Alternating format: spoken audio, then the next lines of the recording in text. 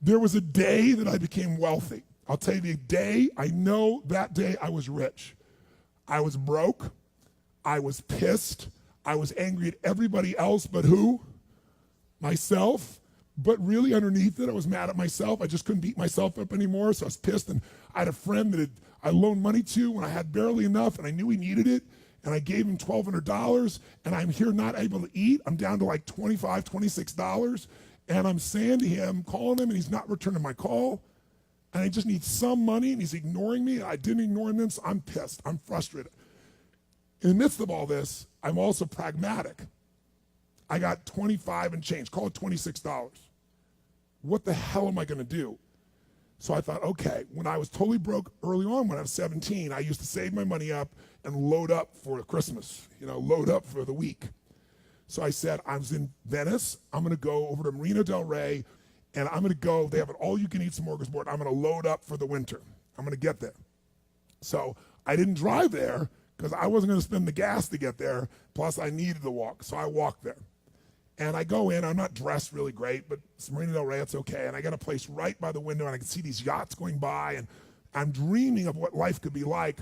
And I'm starting to let go of my anger, and I'm starting to focus on what I want instead of what I don't want. How many followers say I? And that shifted me just a bit. And now I'm eating, which shifted me a lot. And I got this giant plate stacked up, and I don't know what the amount was. It was like, whatever it was, $6.95, $7.95, right? So I'm gonna do this, I could probably do this 3 or 4 times, right? Somewhere in that range. As I'm finishing my meal, this little boy comes in, dressed in a little suit. And I honestly don't know how old he'd be, probably in the 3rd grade, so maybe 8 years old, 9 years old, something like that. And he was so adorable, and he opened the door for his mother, and his mother was an attractive lady, and he came over and he pulled out the seat for her, and she sat down. And she was a pretty lady, but as pretty as she was, I was totally obsessed by this boy. He had presence at 7 or 8 years old. And it moved me. I don't know why, it moved me.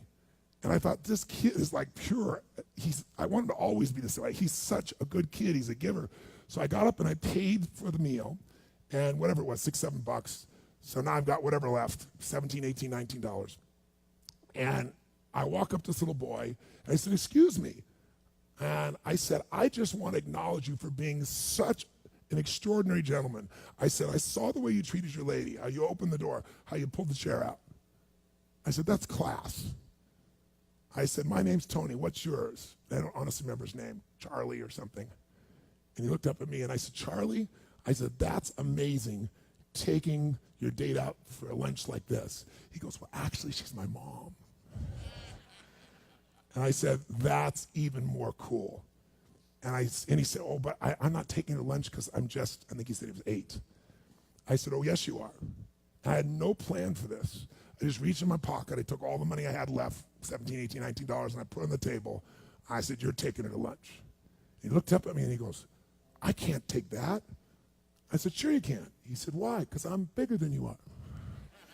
And he smiled real big, and I didn't even look at his mom. I just turned and walked away. And I didn't walk out of that door. I flew home. I should have been freaking out. How the fuck am I gonna eat? But I didn't. I flew because something inside of me had finally got past scarcity. Had finally realized there's something inside of us more than our limits, especially around this thing called money that I had let terrorize me. And I got home. I had no idea I was gonna have my next meal. And a letter comes, and it's from the guy I loaned the money to. A handwritten note saying, I've been avoiding you. It's wrong. I'm so sorry. You were there when I needed you. Here's what I owe you plus a little bit more. And the $1,200 was there plus another $100 for the time that I had to take care of it. And for me, $1,300, that was enough to run my show for a month or two. And I cried. And then I decided, what does this mean? And I thought, this means that whenever you give, it's always going to come back, so you don't have to ever think about that again. Just give. And the rewards will be greater than you can ever imagine. I don't know if that's coincidence, But I decided to believe that day was the blessing when I became rich. And I can tell you honestly, I've had tough days in my life, economically, emotionally, like all of us. But I've never gone back to that scarcity. I never will. The secret to living is giving.